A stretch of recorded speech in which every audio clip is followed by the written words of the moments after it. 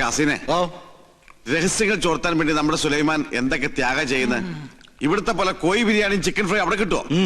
ശരിയാ, ആ വർമ്മന്മാരുടെ ഇടയിൽ കിടന്ന് പുല്ലും വൈക്കോലും തിന്ന് ഒരുമാതിരി മുരുങ്ങാക്കൊരു പരുവത്തിലായി. സുലൈമാനെ ഇങ്ങോട്ട് വിളിച്ചാലോ? വേണ്ട വേണ്ട വേണ്ട. അവനിവിടെ കയറി വന്ന കൊട്ടാരത്തിനോട് സംശയിക്കും. ചെല്ലിമേ കോഴി വരിച്ചിരിപ്പില്ലേ, അത് കുറെ പൊതിഞ്ഞെടുത്ത് സൂത്രത്തിൽ അവനുകൊണ്ട് കൊടുക്ക്. അല്ലാതെ ബുദ്ധി എന്താ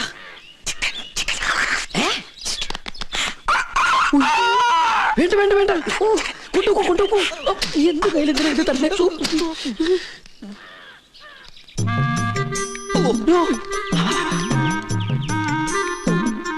എന്താ ഈ ബുദ്ധി? ഈശ്വര, കോഴി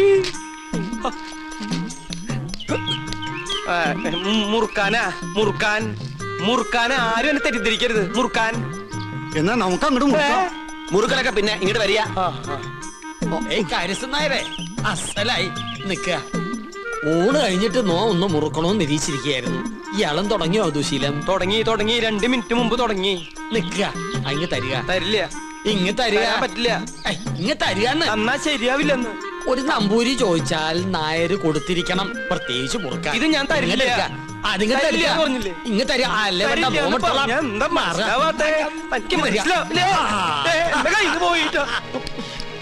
ചേട്ടാ, ചേട്ടാ, ചേട്ടൻ എന്തിനാ പൊതി എടുക്കാൻ പോയത്? ആ പരശു നമ്പൂരി ആ പൊതി കൊണ്ട് എങ്ങോട്ട് പോയി?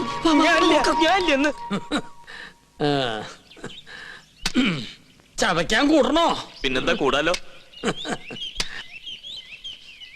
ഒരു രസാണ് ഊണ് കഴിഞ്ഞിട്ട് ഒന്ന് ചവയ്ക്കണത്. എന്താ ഇത്? ശിവ ശിവ, എന്തായി കാണണേ? പരശുനമ്പൂരി മാംസം ഭക്ഷിക്ക? നമ്മുടെ കോഴിയല്ല, അയ്യോ, പുണ്യാർമ്മം നടക്കുന്ന കൊട്ടാരത്തിനകത്ത് വെച്ചൊരു പൂജാരി കോഴിയെ ഭക്ഷിക്കാന്ന് വെച്ചാൽ അസംബന്ധം പറയണോ? ഒന്നും പറയണ്ട. കുറ്റം ചെയ്തിട്ട് അന്യന്റെ തലയിൽ കെട്ടിവെക്കുന്നോ? മാറ്റാണ്ട, ഇയാളെ പിടിച്ച് പുറത്താക്ക്. തമ്പുരാനെ തമ്പുരാനെ പട്ടീന്ന് വിളിക്കാൻ ശ്രമിക്കാ. മാറ്റാണ്ട. ഇനി ഇയാൾ അകത്ത് കയറിയത് മുട്ടുകാരെ തല്ലി ഒടിച്ചേക്ക്. തൊടാണ് കൊണ്ടുപോവാ. ഉണ്ണികൃഷ്ണ, പുണ്യാഹം തെറിച്ച് ശുദ്ധാക്കുക. ആയിക്കോട്ടെ. ചിക്കൻ ഫ്രൈ എങ്ങനെ ഇവിടെ വന്നെന്ന് എനിക്ക് മനസ്സിലായി. ഏത് ഫ്രൈ? വെറുതെ ആ പാവത്തിന് തല്ലു വിളിച്ചില്ലേ? ഇതൊന്നും ഈശ്വരൻ പൊറുക്കില്ല കേട്ടോ. പാവോ അയാളാ. ഈ കൊട്ടാരം എങ്ങനെ കുളം തോണ്ടാന്ന് ഗവേഷണം നടത്തിക്കൊണ്ടിരിക്കുകയാണ്. അതുകൊണ്ട് ഇക്കാര്യത്തിലെ ഒരു ഈശ്വര കോപവും എനിക്കുണ്ടാവില്ല. ആ, ഞാനിന്ന് പോവാ. എങ്ങോട്ട്? ഓഹോ, അപ്പൊ പൂജാരി ക്ലാസ് ഒക്കെ മറന്നോ? ഇന്നത്തോടെ അവധി തീരല്ലേ? ആണോ? കയ്യില് വാച്ചില്ലാത്തോണ്ട് ഞാനത് അറിഞ്ഞില്ല. തമാശ പറഞ്ഞ് നിന്നാ മതി. അത് ഞാൻ ഈ ടെൻഡർ എടുത്ത പൂജ ചെയ്തോണ്ട് എനിക്കിങ്ങനെ ഇട്ടിട്ട് വരാൻ പറ്റുമോ? ഒരു സിൻസിയർ വർക്ക് ആയതുകൊണ്ട് ശുക്ലാമൃതം സ്വാഹം. അവര് ഞാൻ പറഞ്ഞത് കേട്ട് കാണോ? ഏയ്, കേട്ട് കാണാൻ വഴിയില്ല. അപ്പൊ സാറ്റർഡേ കാണാം. കേട്ടിട്ടില്ലെങ്കിൽ കാണാം. അമ്മേ വിജയ് ബാബു.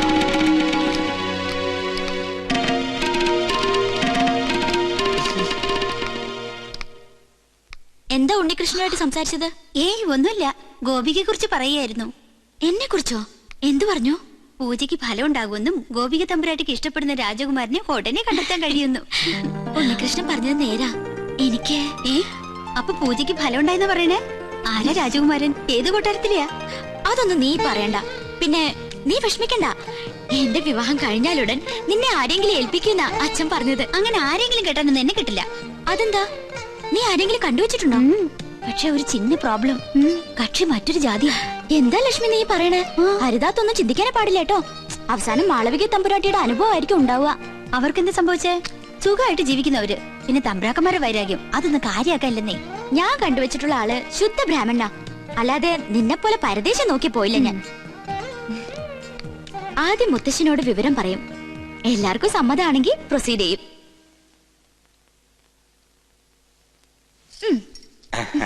എന്തോ ഒരു കാര്യസാധ്യത്തിന് വേണ്ടിയുള്ള പുറപ്പാടാണെന്ന് മനസ്സിലായി. അങ്ങനൊന്നുമില്ല മോളെ.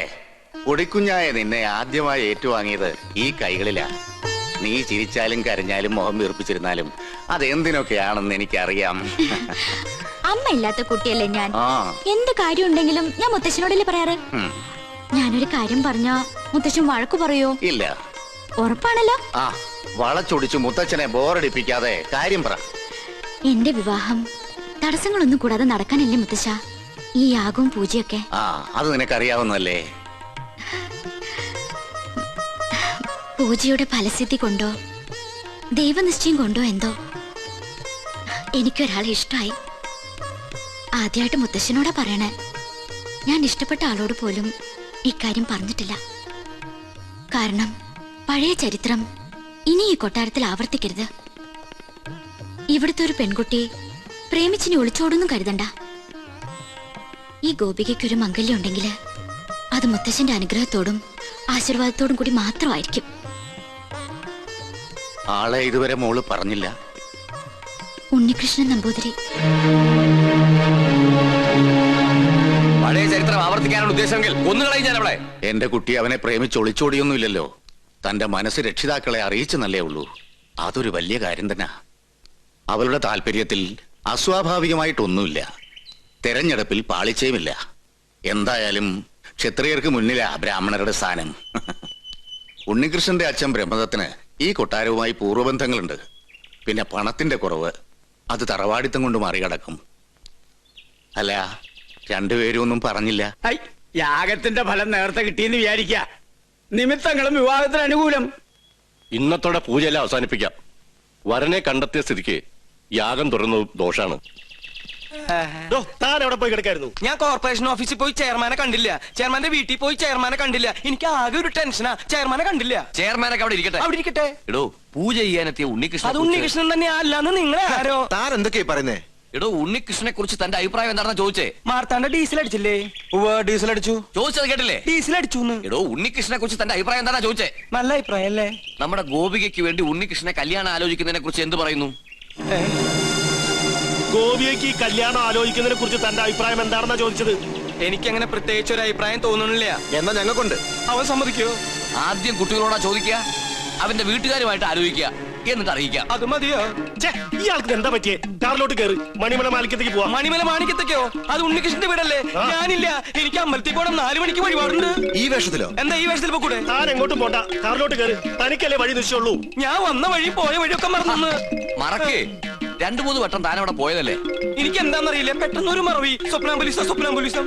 അത് ശരി. അപ്പൊ ബാധ ശരിക്കും ഒഴിഞ്ഞിട്ടില്ല. മാർത്താണ്ട, ആ തിരുമംഗലത്തെ വിളിക്ക്. 2 ചൂരൽ കഷായം കൊടുക്കുക. എനിക്ക് ഓർമ്മ ഒന്നും ആരെയും വിളിക്കണ്ട. എനിക്ക് വഴി നല്ല ഓർമ്മയുണ്ട്. ഒന്ന് പിടിച്ചേ. എനിക്കൊന്നു ഞാൻ ഒന്നിന് പോട്ടെ. 1ഉം 2ഉം ഒക്കെ പിന്നീട് ആകാമടോ.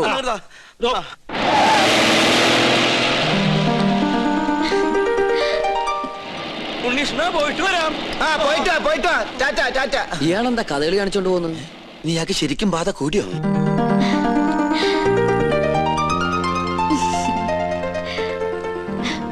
എന്താണ് തമ്പുരാട്ടിക്കുട്ടി നല്ല ഹാപ്പി മൂഡിലാണല്ലോ. കാര്യമുണ്ട്. എന്താണാവോ? അതെ, എനിക്ക് വേണ്ടി കല്യാണം ആലോചിക്കാൻ എല്ലാരും കൂടി പോയിരിക്കുക. അപ്പൊ താൻ സമ്മതിച്ചോ കല്യാണത്തിന്? എന്താ മുഖത്തിനൊരു വാട്ടം? ഏയ്, ഒന്നുമില്ല. ആരാണ് ആ ഭാഗ്യവാനായ ചെറുപ്പക്കാരൻ നോർത്താ? ആളെ ഞാൻ പറയില്ല. വേണമെങ്കിൽ തൊട്ട് കാണിക്കാം.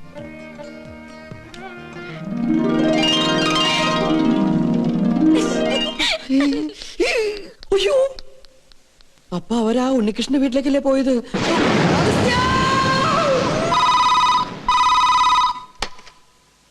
ഹലോ, ഉണ്ണികൃഷ്ണന്റെ വീട് തന്നെയല്ലേ?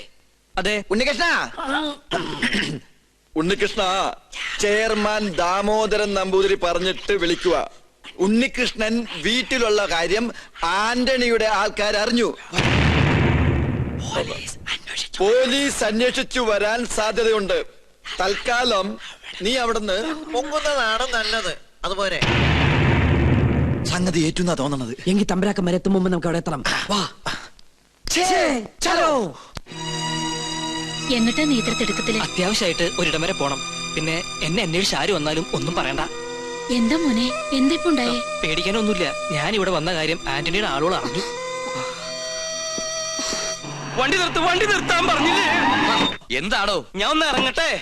എനിക്ക് മൂത്രമൊഴിക്കാൻ മുട്ടുന്നു. യാത്ര തുടങ്ങിയിട്ട് 3-4 പ്രാവശ്യം ആയല്ലോ തന്റെ ഈ മൂത്രമൊഴിപ്പ്.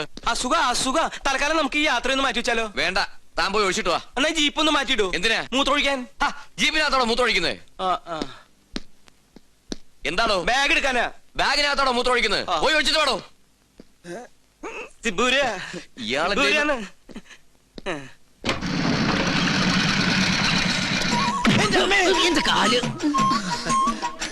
ഉണ്ണികൃഷ്ണൻ ഇവിടെ ഇല്ല. അറിയാം, അവൻ ഇവിടെ ഉണ്ടാവില്ലെന്ന് പറഞ്ഞിരുന്നു. അതുകൊണ്ടല്ലേ ഞങ്ങൾ വന്നത്. ഞങ്ങൾ ഉണ്ണിയുടെ സുഹൃത്തുക്കളാ. എന്റെ പേര് ഉണ്ണികൃഷ്ണൻ തന്നെയാ. എന്റെ പേര് അഗസ്റ്റിൻ. അഗസ്റ്റിൻ നമ്പൂതിരി. ഞങ്ങൾ 2 ഫ്രണ്ടുക്കളാ. ബാക്കിൽ നിന്ന് വന്നേ ഉള്ളൂ. അകത്തേക്ക് വരിക. അമ്മയുടെ പേരെന്താ? സരോജിനി. എന്നാ അകത്തോട്ടിരിക്കാം.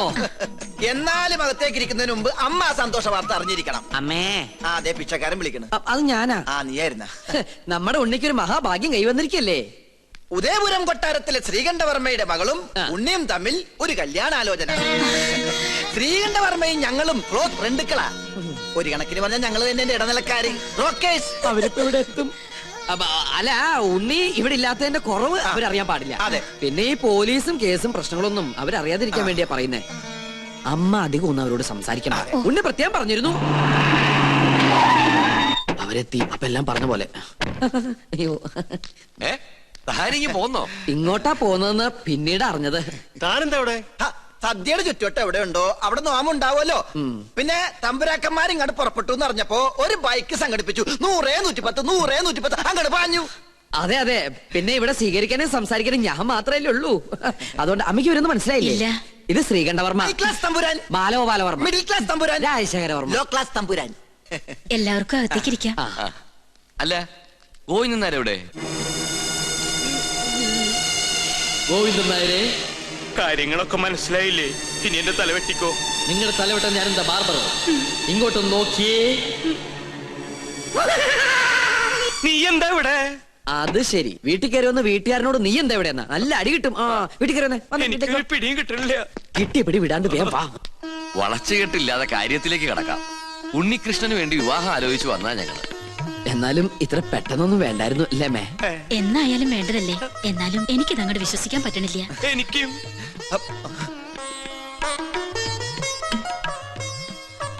ഇതേതാ ഈ കുട്ടി? ചോദിച്ചത് കേട്ടില്ല മേ. ഇതാരാ? ഒന്ന് പറഞ്ഞു കൊടുക്കട്ടെ മേ. ഉണ്ണിയുടെ പെങ്ങളാ സുധ. കൊള്ളാല്ലേ? കൊള്ളാം. അമ്മ പെങ്ങളെ തിരിച്ചറിയില്ല എന്ന് പറഞ്ഞ. എനിക്ക് ആദ്യം മനസ്സിലായില്ല, ഇപ്പൊ എല്ലാം മനസ്സിലായി. നീ എങ്ങനെയാ അവിടുന്ന് ഇടുവന്നേ? അപ്പോ നിങ്ങൾ ആലോചിച്ച ശേഷം ബന്ധുക്കളോടൊപ്പം കൊട്ടാരത്തിലേക്ക് വരിക. തീരുമാനങ്ങളൊക്കെ അവിടെ വെച്ചാകട്ടെ. ഉണ്ണികൃഷ്ണ, തന്നോട് ഒരിക്കൽ എനിക്കൊരു പാപം ചെയ്യേണ്ടി വന്നു. മുത്തശ്ശി മരിച്ച വിവരം അറിയിക്കാതിരുന്നത്.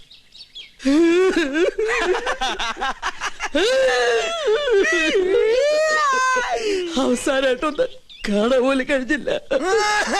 അതിന് നീ എന്തിനാ കരയണേ? ആ 16 അടി സദ്യയുടെ അദ്ദേഹം എനിക്ക് കിട്ടില്ലെന്ന് അത് പോട്ടെ പോട്ടെ പോട്ടെ. അതൊക്കെ പോട്ടെ. ഇനി കല്യാണം കഴിയുന്നത് വരെ താൻ കൊട്ടാരത്തിൽ ഉണ്ടാവണം. ഒരുപാട് കാര്യങ്ങൾ തന്റെ സാന്നിധ്യത്തിൽ തീരുമാനിക്കാനുണ്ട്. 10 വർഷങ്ങൾക്ക് ശേഷം കൊട്ടാരത്തിൽ ഒരു മംഗല്യം നടക്കാൻ പോണത്. എന്നാ ഞങ്ങളങ്ങോട്ട്